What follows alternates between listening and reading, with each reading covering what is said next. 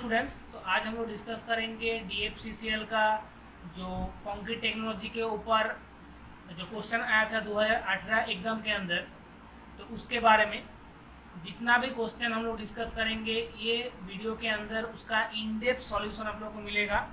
उसके लिए आप लोग ज़रूर से वीडियो को पूरा देखिए और वीडियो अच्छा लगे तो वीडियो को ज़रूर से लाइक कीजिए, वीडियो को शेयर कीजिए और चैनल को ज़रूर से सब्सक्राइब कीजिए।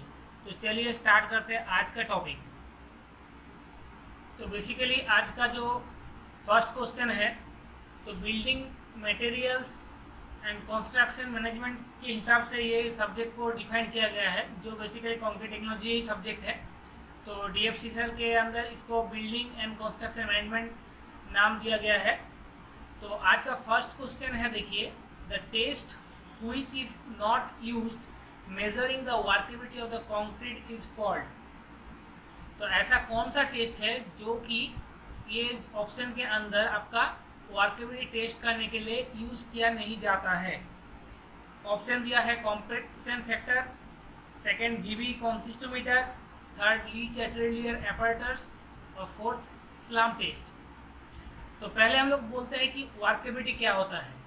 तो वर्केबिलिटी होता है कि कोई भी कंक्रीट का जो मिक्सचर होता है उसको आप कितना इजीली यूज़ कर पाएंगे। इसका मीनिंग क्या है कि जो कंक्रीट हम लोग बनाएंगे वो कंक्रीट के अंदर cement, sand, aggregate, water, admixture सब रहता है। तो वर्केबिलिटी मतलब कि जो भी प्रॉपर्टी होगा, ऐसा एक प्रॉपर्टी सीमेंट के अंदर, कंक्रीट के अंदर, जो क्या करेगा तो ज़्यादा देर तक हम लोग कंक्रीट को यूज़ कर पाएंगे, ऐसा कुछ कंडीशन वो दे देगा। तो ऐसा कंडीशन में हम बोलते हैं वर्केबिलिटी। तो जितना ज़्यादा वर्केबल होगा कंक्रीट, उतना ही हम लोग लॉन्ग टाइम तक उसको यूज़ कर पाएंगे। तो ये गया वर्केबिलिटी। तो वर्केबिलिटी टेस्ट करने के लिए हम लोग 4 टेस्ट करते हैं। सबसे हाई वर्केबिलिटी टेस्ट करने के लिए हम लोग करते हैं फ्लो टेबल टेस्ट, जो ऑप्शन के अंदर नहीं है, मगर आप लोग जान कर रखिए कि very high to high workability check करने के लिए हम लोग करते हैं फ्लो टेबल टेस्ट। उसके बाद medium to high workability test करने के लिए हम लोग करते हैं स्लैम टेस्ट। इसके बाद medium to low workability test करने के लिए हम लोग करते हैं कॉम्पैक्टिंग फैक्टर टेस्ट, और मतलब low to very low workability test करने के लिए हम लोग करते हैं VB कंसिस्टोमीटर टेस्ट। तो ये जो हम बोले हैं इसको आप लोग जरूर से याद रखिएगा। तो ये सब ऑप्शन के अंदर देखिए ली चैटरलियर जो एपर्टर्स है, तो ये बेसिकली साउंडनेस टेस्ट करने के लिए सीमेंट में यूज़ किया जाता है। ये एक साउंडनेस टेस्ट करने के लिए एपर्टर्स होता है। तो यहाँ से जो ऑप्शन हो जाएगा वो मेरा करेक्ट आंसर हो जाएगा ऑप्शन 3, क्योंकि क्वेश्चन के अंदर बोला है कि कौन सा प्रोसेस के अंदर वर्केबिलिटी टेस्ट किया नहीं जाता है। तो जो हम लोग का ली चैटरलियर एपर्टर्स टेस्ट है, इसमें ही हम लोग का ऑप्शन हो जाएगा। इसके बाद हम लोग डिस्कस करेंगे और एक चीज़, एक आप लोगों का चार्ट रहता है जो कि आपका वर्केबिलिटी, इसके बाद स्लैम का वैल्यू, कॉम्पैक्टिंग फैक्टर और VB कंसिस्टोमीटर का वैल्यू। तो ये चार्ट को भी आप लोग पढ़िएगा, क्योंकि यहाँ से भी क्वेश्चन आने का बहुत ज़्यादा चांस रह जाता है। नेक्स्ट क्वेश्चन आज का है, according to IS 456/2000 the slump value in mm of concrete used in ordinary RCC work for beam and slab. तो यहाँ पर बोला है कि जो स्लैम का वैल्यू होगा वो हम लोग का ऑर्डिनरी RCC वर्क के कारण बीम और स्लैब के अंदर कितना होता है। तो हम एक एक करके आप लोगों को सब का स्लैब का वैल्यू बोल देते हैं, आप लोग नोट डाउन करके रख लीजिए। तो कंक्रीट फॉर रोड कंस्ट्रक्शन जो होगा उसके लिए स्लैब का वैल्यू आप लोगों का 20 to 40 रखना चाहिए, जो कि आप लोगों का DLC या कंक्रीट जो वर्क होता है रोड के अंदर, DLC, PQC, ये सब के लिए आप लोगों का जो स्लैम्प है वो बहुत कम रहना चाहिए, 20 to 40 mm के आसपास। इसके बाद बीम और स्लैब के लिए हम लोग का स्लैम्प होना चाहिए 40 to 50 mm के आसपास। इसके बाद मास कंक्रीटिंग। अच्छा, मास कंक्रीटिंग मतलब क्या होता है, जहाँ पर आप लोगों का सीमेंट का रिक्वायरमेंट कम लगता है। जैसे कि आप लोग का कोई डैम बना रहे हैं जहाँ पर एग्रीगेट का परसेंटेज ज़्यादा रहता है as compare to cementing material, उसको ही हम लोग मास कॉन्क्रीटिंग बोलते हैं। मास का मतलब कि बहुत ज़्यादा सीमेंट यूज़ करेंगे तो कॉस्ट बहुत ज़्यादा हो जाएगा। सीमेंट को रिड्यूस करने के लिए हम लोग क्या करते हैं, एग्रीगेट को ज़्यादा डालते हैं, तो उस स्ट्रक्चर को हम लोग बोलते हैं मास कॉन्क्रीटिंग। आप लोग मास मतलब मानिएगा नहीं बहुत ज़्यादा, ऐसा कुछ नहीं है। मास मतलब होता है कि जहाँ पर सीमेंटियस मटेरियल या जो सीमेंट होता है उसका रिड्यूस करने के लिए हम लोग सेम स्ट्रेंथ ले आने के लिए हम लोग क्या करते हैं, एग्रीगेट को फिलअप करते हैं। तो जहाँ पर फिलर मटेरियल बहुत ज़्यादा हम लोग यूज़ करेंगे एज ए एग्रीगेट, तो उसको हम लोग बोलेंगे मास कॉन्क्रीटिंग स्ट्रक्चर। तो मास कॉन्क्रीटिंग के लिए हम लोग का 25 to 50 mm होता है स्लाम का वैल्यू। इसके बाद नॉर्मल आरसीसी वर्क, तो नॉर्मल आरसीसी वर्क जो यहाँ पर बोला गया है, नॉर्मल आरसीसी वर्क के लिए स्टैंडर्ड वैल्यू होता है 80 to 150, ठीक है, 80 to 150। इसके बाद कंक्रीट इन वाइब्रेशन, तो हम लोग जब कंक्रीट को कोई वाइब्रेशन के जरिए हम लोग यूज़ करते हैं तो उस कंडीशन में स्लाम का वैल्यू होना चाहिए 10 to 25। वर्क इमर्सिबल इन वर्क के लिए होता है 75 to 120। तो यहाँ पर जो ऑप्शन आपको दिया हुआ है ऑर्डिनरी आरसीसी वर्क के लिए, आप लोगों का जो आंसर हो जाएगा वो आंसर यहाँ पर दो आंसर हमको लग रहा है। देखिए, एक है 75 to 150, एक है 50 to 100। तो हम लोग यहाँ पर बीम और स्लैब के लिए देख रहे थे 40 to 50 था। तो ये क्वेश्चन के आंसर आप लोगों का सबसे एक्यूरेट जो आंसर होगा वो होगा ऑप्शन सी। आप लोग ऑप्शन ए को भी कर सकते हैं, मगर वहाँ पर गलती क्या हो जाएगा, आपका जो मैक्सिमम वैल्यू है आप वही लेके डिजाइन कर रहे हैं। तो आपका मैक्सिमम डिजाइन यहाँ पर एक क्वेश्चन का जो ऑप्शन दिया है उसके हिसाब से आपका मिनिमम जो वैल्यू है उसको आपको पकड़ना पड़ेगा। तो एक्यूरेट हिसाब क्वेश्चन के जो आंसर हो जाएगा वो हो जाएगा 50 से 100 के अंदर। तो इसके बाद क्वेश्चन बोला है the relation between the effective modulus, short term strain modulus and creep coefficient. तो इसके अंदर तीन को अंदर रिलेशन क्या है, तो हम लोग जानते ही है कि मेरा जो ECE मतलब है आपका effective modulus equals to short term modulus divided by 1+5, जिसको हम लोग लॉन्ग टर्म मॉडुलस बोल सकते हैं। तो क्वेश्चन के हिसाब से मेरा ऑप्शन डी करेक्ट आंसर हो जाएगा, मतलब कि 4। इसके बाद नेक्स्ट क्वेश्चन 4 नंबर क्वेश्चन है according to IS 456/2000 the expose condition of concrete surface to coastal environmental completion is classified as. तो हम लोग जानते ही है जो मेरा सिस्टम है एक्सपोजर कंडीशन, उसको हम लोग 5 पार्ट में डिवाइड करते हैं।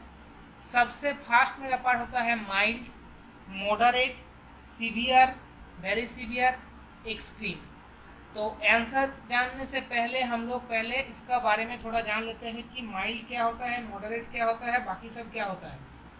माइल्ड का मतलब है कि नॉर्मल कंडीशन, नॉर्मल जब एनवायरनमेंट रहेगा तब उसको बोलेंगे माइल्ड। इसके बाद मॉडरेट क्या होता है, मॉडरेट के लिए एक्सपोज इन रेन, जहाँ पर बहुत ज़्यादा बारिश होता है उस कंडीशन के अंदर जब कंक्रीटिंग करेंगे तो उस कंडीशन को हम लोग बोलेंगे मॉडरेट कंडीशन। इसके बाद सीवियर कंडीशन कब बोलेंगे, immersed in sea water of concrete, जब कंक्रीट सी वाटर से इमर्स्ड होगा, घिरा होगा, मतलब उसके नज़दीक में जो समुद्र का पानी होगा वो रहेगा, उसको हम लोग बोलेंगे सीवियर कंडीशन। इसके बाद क्या वेरी सीवियर क्या है, एक्सपोज्ड टू सी वेदर, जब पूरी समुद्र का पानी के अंदर कोई कंस्ट्रक्शन होगा या समुद्र का पानी के लिए कोई कंस्ट्रक्शन करना पड़ेगा, उसको हम लोग बोलेंगे वेरी सीवियर कंडीशन। और एक्सट्रीम कंडीशन क्या होता है, ट्राइडल जोन, तो और एक होता है लास्ट होता है एक्सट्रीम कंडीशन, जो कि मेरा बहुत हेवी कंडीशन है। इसके अंदर आप लोगों को पढ़ना क्या क्या है, नॉमिनल कवर। तो नॉमिनल कवर क्या होता है, माइल्ड के लिए होता है 20, मॉडरेट के लिए होता है 30, सीवियर के लिए होता है 45, वेरी सीवियर के लिए होता है 50 और एक्सट्रीम के लिए होता है 75। इसके बाद आप लोगों को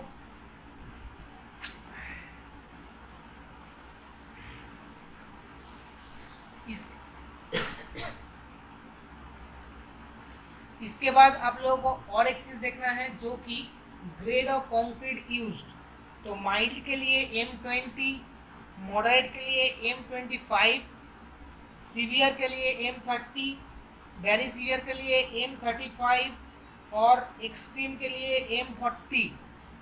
तो हम जो दो आपको एक्स्ट्रा पार्ट बोले इसको जरूर से नोट डाउन कीजिएगा, आप लोगों को बहुत सारा हेल्प मिलने वाला है।